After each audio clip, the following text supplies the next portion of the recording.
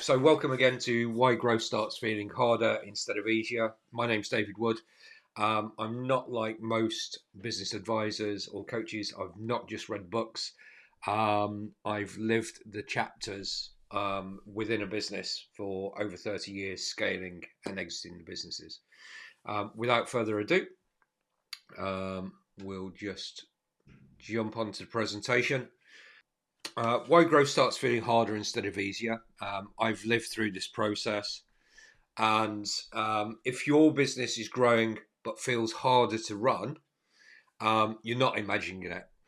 Probably about 95 to 98% of business owners feel that their business gets heavier and is harder to run the larger it gets. We all start off with this preconception that business is going to grow.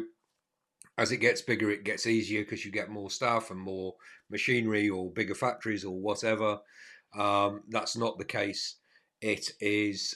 It does become challenging, and there are ways of dealing with this, and that's what this presentation is about. So, if your business is growing but feels harder to run, you're not imagining it, and you're not doing it the wrong way.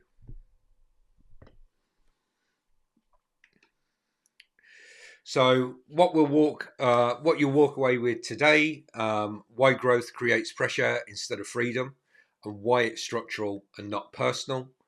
The three things most business owners get completely wrong as they scale, and a completely different way of seeing your business and a clearer path forward.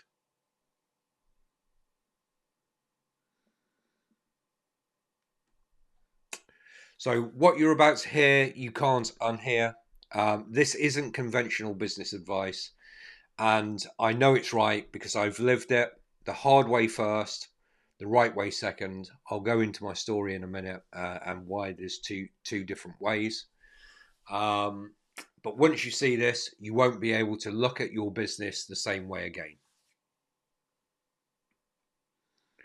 So, what a business that runs properly actually feels like. Decisions are made without everything landing on your desk. A team that owns their areas genuinely, not in theory. Growth that gets easier to manage, not harder. And a proper week away without checking emails at 6 a.m. Now, I have to put my hand up here. I'm a workaholic. I love working. I will go away on holiday and I will check my emails every day and check in with the team. It's just what I do, it's how I'm wired. But you can build it. So, this is a reality. And I'm speaking from genuine experience. The first time I scaled my business, in fact, we'll come on to that in a minute, but I'm speaking from experience. By the end of this, I want you to see that there is a place where you can feel like you're the person running the business, not the person the business is running. And a lot of SME founders feel that they get excited, they start their business, they get a few years in, growth has plateaued, it becomes unexciting, it becomes hard work. Um, the business starts to run you because of the way that the business has been built. But there's a way out. And you can have this without hiring an expensive management team, without a complete overhaul of how you currently operate, without working longer hours than you already do, without bringing in a consultant who hands you a report and disappears, without years of painful restructuring, and without understanding every system or framework ever written.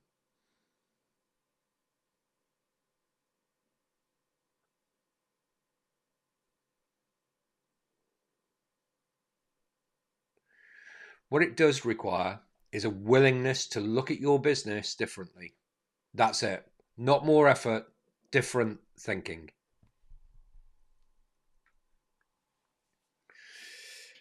And I know what your week looks like or feels like, and the things that you say to yourself. It's just quicker and easier if I do it myself. Every decision still comes back to me. I've tried delegating, but it never sticks. I'm always firefighting, and the business should feel easier by now.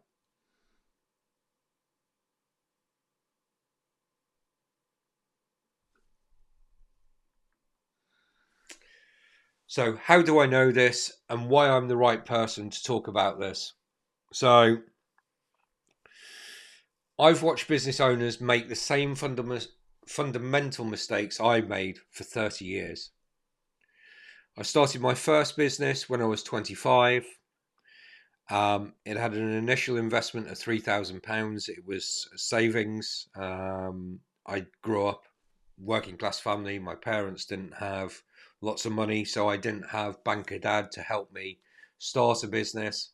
So I started it with £3,000. I scaled it over 11 years to 24 million in annual revenue and sold the business. And then I lost everything in the crash in 2008.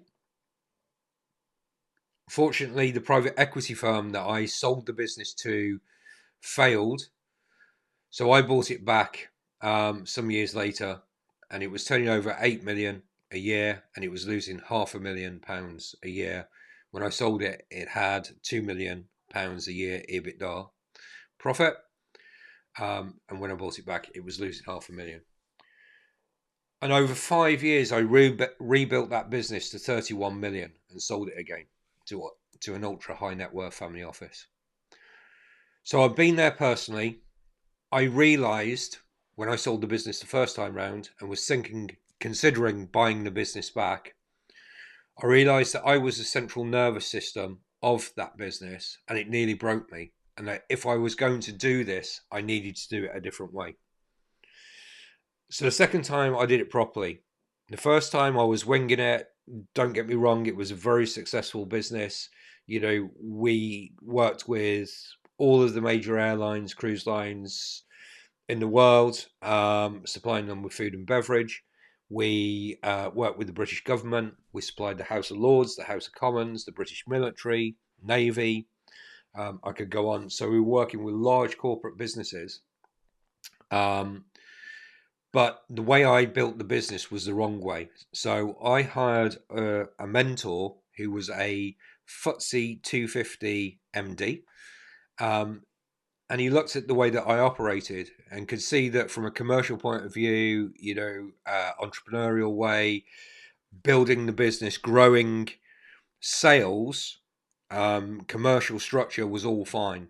But the internal operation of the business is where I'd lacked experience the first time, and it's something which I really need to focus on the second time. So I started to implement structure, a leadership team, guide rails, systems and processes. And these aren't systems and processes like a computer program. This is just a framework for running the business properly so it doesn't control you. And now I help business owners get the clarity. I had to learn the hard way and the brutal way. Hence this live. So here's the numbers, the real facts. 3,000 to 24 million. It took me 11 years to grow an exit to private equity, to Close Brothers Private Equity, became Albion Ventures. And then I bought the business back, turning over 8 million. And within 5 years, I'd scaled that business to £31 million in annual revenue and sold it to an ultra high net worth family office. So over the course of running my own businesses, the cumulative revenue for both journeys is just over £400 million. And it's taken me 30 years of lived operational experience to get to the point where I know that the frameworks and the advice that I give to my clients is rock solid. It's built on implementation and action. So what happens when this thinking gets applied? Vinca Wine, they were under 50% of their sales target when I met them. 5 months later, they were on track. Their target was hit. and their revenue was on track to grow 4 times year on year. And if you look at that company now, they're absolutely flying. They're smashing it, and well done, lads. Zach, Jack, and Charlie. If any of you watching, well done. Tiger Marketing, Louise was having 40 hours worth of meetings a month internally. That was brought down to 10 hours a month, 75% reduction, no loss of team support, no loss of clarity throughout the team, and the business is growing. And then Claire from ePropulsion, she went from stressed and sleepless nights to confident and energized. They had a vision, but we refined it. They had full team alignment, and the supplier issues were resolved after just a couple of meetings using this framework. So stay with me for the next 20 minutes. If you leave now, you'll leave with the same problem you came with. In 6 months, you'll still be having the same conversation with yourself. So stay with it. It's worth it. So what your business looks like on the other side. Monday morning, you turn up in the office. Business is already moving forward. Decisions are being made at the right level. You're working on the business, not stuck firefighting inside it. A proper week away and the business is still running when you're back. And that feels like a dream, and it's 100% within reach for all of you. And growth that gets easier to manage as it scales, not harder. If you grow the business the right way, not the wrong way, the growth will become easier.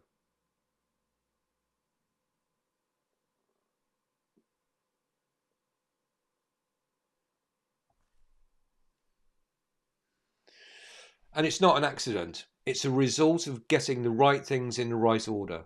And it starts with the thinking I'm going to share with you now. So is this for you? I'll let you decide. You walk with your feet, or you vote with your feet, as I say. This is for you if you're a B2B business turning over £300,000 to 5 million is the sweet spot to get in at the ground level. But I work with businesses up to 30 or 40 million pounds in annual revenue. You need to have 3 or more people in the team. The business needs to be growing, but increasingly hard to manage. You know privately that you are the bottleneck, or everything revolves around you. You've not created it that way on purpose, but at the moment, everything is coming to you and it's putting a lot of pressure and stress on you. And this is for you if you want more growth and more freedom. It's not for you if you want a quick fix without structural change. You're not willing to consider doing things differently. You're looking for someone to validate what you're already doing. So if you're doing something and you just want someone to come in and saying you're doing the right thing, then this probably isn't for you. And it's not for you if you believe working harder is the answer. I've tried that and it certainly doesn't work. So 3 things I wish someone had told me when I was scaling my first business. Why the business that built itself on you can't scale beyond you. Excuse me. When I built my first business, every decision came through me. It worked at £3 million annual revenue, but it was breaking at 10 million annual revenue. And the business has outgrown the person running it, me, but the person running it hadn't changed how they operated. So what I was doing at 500,000, 1 million, 2 million, 3 million, and 10 million was exactly the same thing. And as the business grows, you go through phases where you start to implement and change the way the business works. You're still selling the same service, product. You're still working with the team, but you have to change the way that you do that. Otherwise, things start to fall to bits. Point 2 is why most attempts to fix the problem actually make it worse. So most owners, most leaders hire people, buy software, or add more processes. But if the structure underneath what you're about to implement is unclear, you're not solving the problem. You're adding cost and complexity on top of it. And I did this, and it makes things harder, not easier. So you need to fix the structure first before you start to fix other things. So getting things in the right order is critical, and going back to basics is actually where you need to start. And then the one shift in thinking that changes everything. The shift is this: stop thinking of yourself as the person who runs the business and start thinking of yourself as the person who builds the system that runs the business. Okay, I'm going to repeat that. The shift is this: stop thinking of yourself as the person who runs the business and start thinking of yourself as the person who builds the systems that runs the business. The moment I made that shift, the second time around, everything changed. The decisions, the team, the growth, all of it started to change. So the 5 mistakes that keep growing businesses stuck and why smart owners make all of them. They're not rookie mistakes. These are traps that catch capable, experienced people.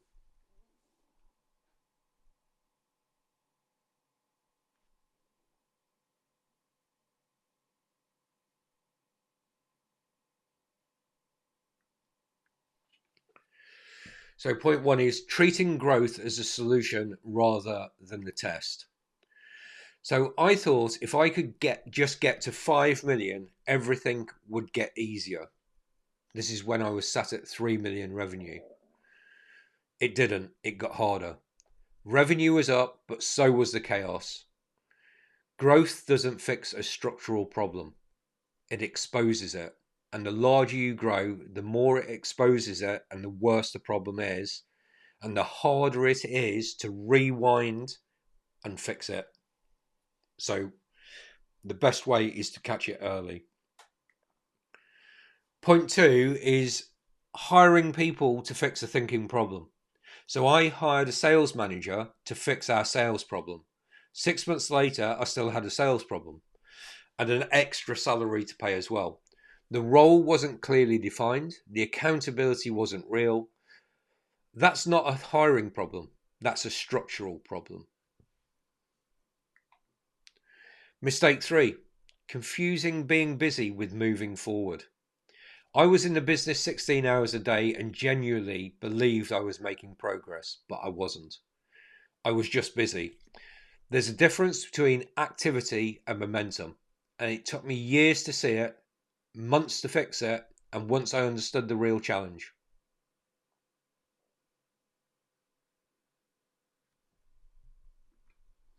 Mistake 4, believing the problem is operational when it's structural. We bought new software 3 times in 4 years. We had the same problems every time because the software wasn't the issue. The structure underneath it was, and the fix the structure and the software works. Don't, and nothing does.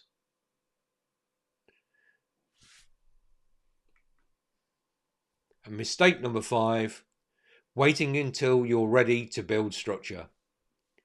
And this makes me laugh now when I look at this slide, because for 4 Christmases, when the busy period was over, I said to myself, after Christmas, the chaos, sorry, excuse me. I said, I'll sort this after Christmas for about 4 years. The busy period never ends. The chaos doesn't create the window. The structure is what creates the window. So for 4 years, back to back, I said, after Christmas, because our business was seasonal, we had a drop off in January. I'm going to fix this. I'm going to fix this problem. But for 4 years, I never did it. And the 5th year is when I started to change things. So if you're waiting for the busy period to end, you'll be waiting forever.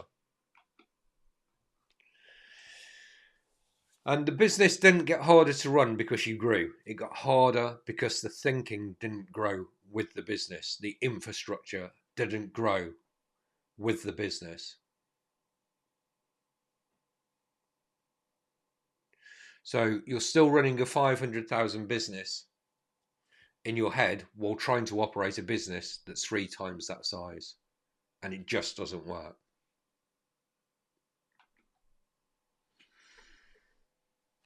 So what actually happens as you scale? Well, in the early days, you run on instinct, energy, proximity. It works. You've got your network, which you knew you were going to engage with. It's exciting. You're running on adrenaline. Then the business grows. It gets a bit more complex. A few more people are added into the mix. More decisions are having to be made.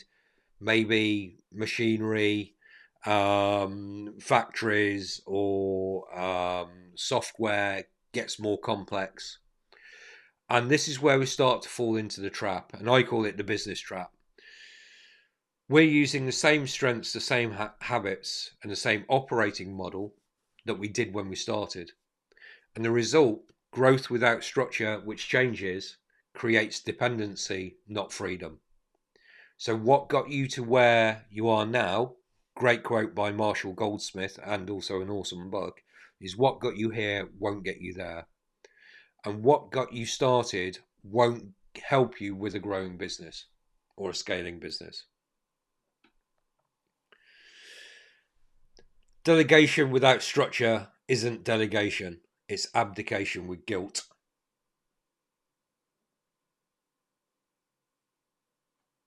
And what I have to say here is, and I've been guilty of this along the lines, is the failure usually wasn't the person you delegated it to. It was the absence of the conditions that make that delegation work.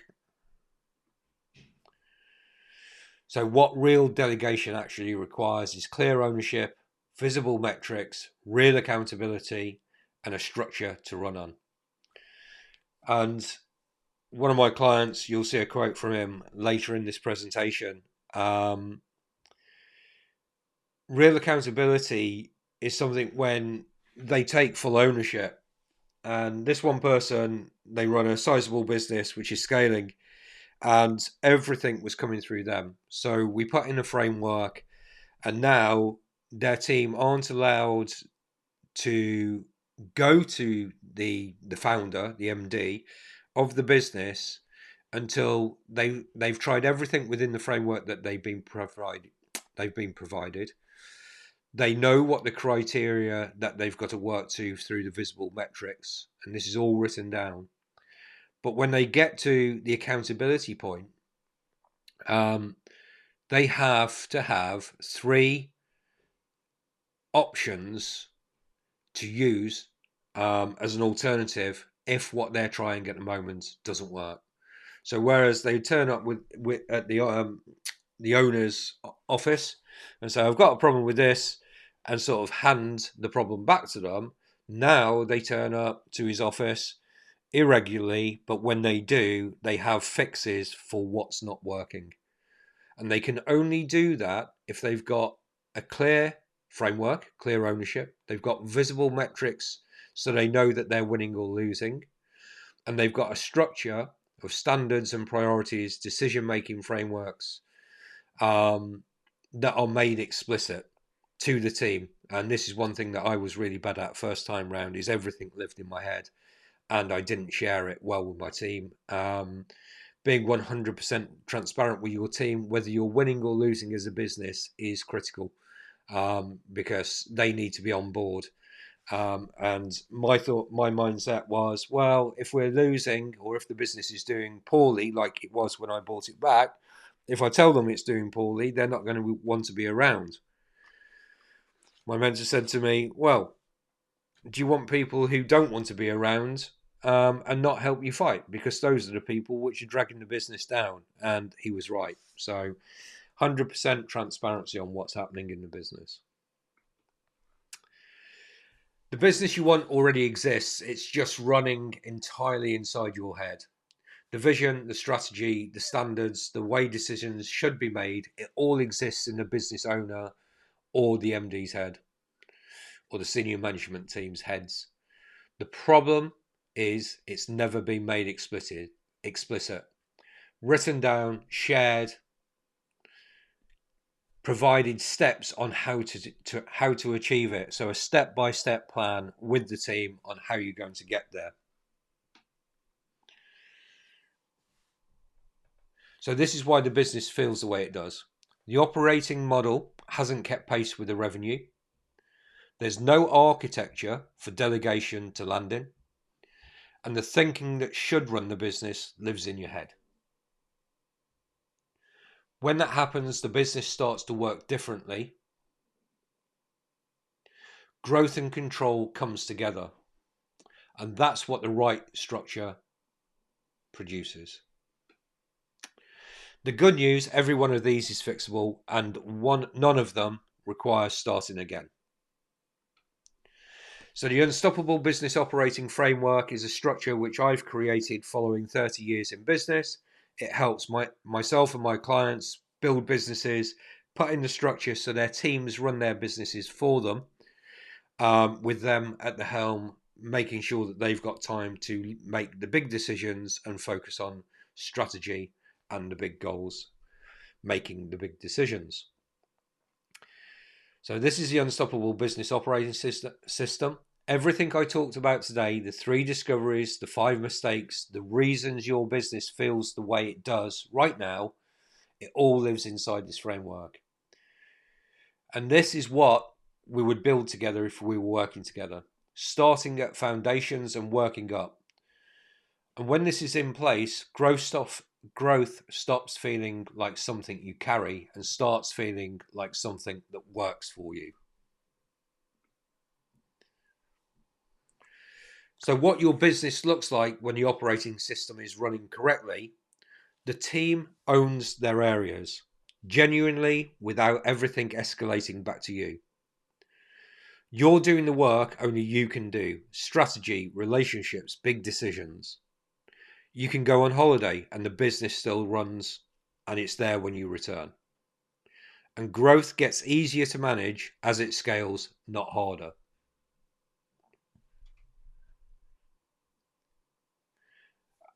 And this is an achievable reality. It's not a distant aspiration. I've built it. The business owners I work with have built it. And it starts with the thinking we've been discussing today. So the only question now is, what do you do with this? Do you do nothing and have the same inbox, same decisions, same weight? The business is difficult to run, same conversation with yourself in 12 months? Or do you make a change? Do you start with a honest diagnosis? I can't speak. Do you start with an honest diagnosis, see the real problem clearly, build the right structure in the right order? Another year of carrying the weight of everything, another year of knowing there's a better version of the business possible and not getting to it if you do nothing. So here's what I'd like to offer you. A free 20-minute growth clarity call. It's a free conversation, just you and me, one-on-one. It's a deep dive into where the business is now and what's getting in the way. It provides clarity on whether a reset call is the right next step for you. I just want to be absolutely clear, this is not a sales call. It's a conversation between myself and you about where your business is and what you want to achieve.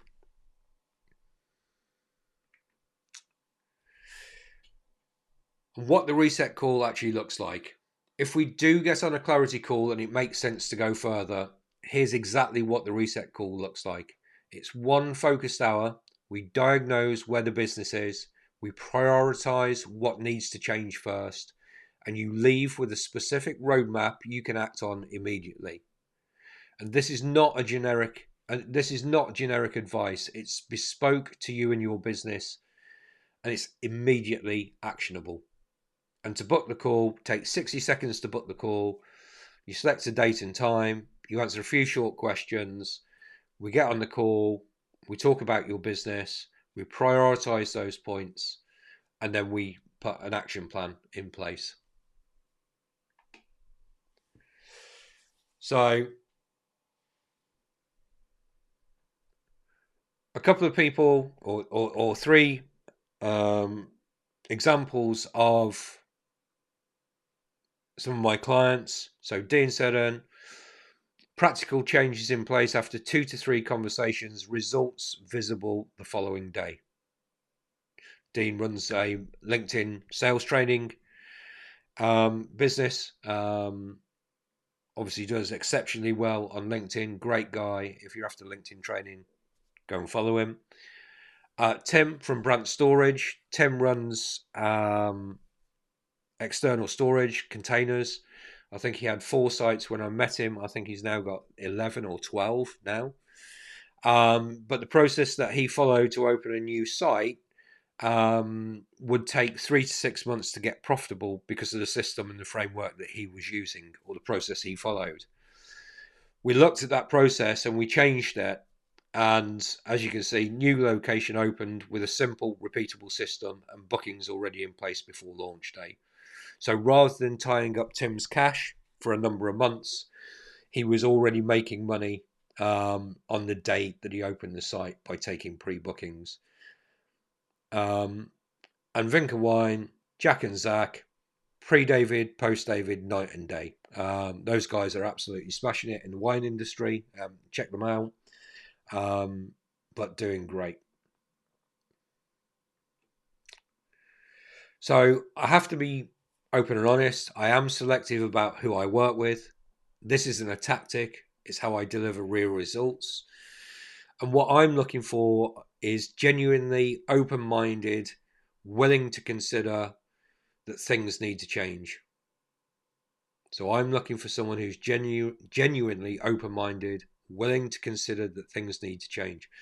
And I say this because I've worked with some clients in the past where they say that they want certain results and they're willing to put in the work. And actually, when we get down to the brass tacks and start putting a plan in place, they don't want to do it. So you need to be open-minded. Need to be ready to act on what you find and not just think about it. So there's no worse action than inaction. So we need to be able to look at what you're doing currently. We need to consider what needs to change. We put a plan in place, and then you need to be ready to act on that and take action so we can start measuring the changes and the results that come from those.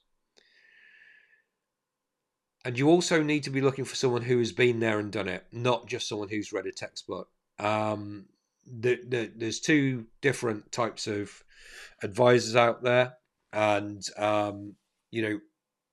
you need, if you're looking for someone who's been operational and actually lived, been in the trenches, and fought the fight, then I'm your guy. If you're looking for someone who's read some Harvard paper and think that they can tell you how to run your business, then I'm not for you, and you're not for me. So here's how to book your free growth clarity call. Just comment clarity below or send me a DM and I'll send you a link to book the free call. And like I say, this isn't a sales call. This is a conversation where we talk about your business. We can have an honest look at where your business is, what's getting in the way, and then see if a further call is then suitable for you and for me. So if you could, if any of this felt like your business, let's talk. Comment clarity below or send me a direct message and I'll send you the link to book the free 20-minute growth clarity call. Thanks very much. Anyone who's messaged me privately, I will get back to you within the next 24 hours. Thank you for watching.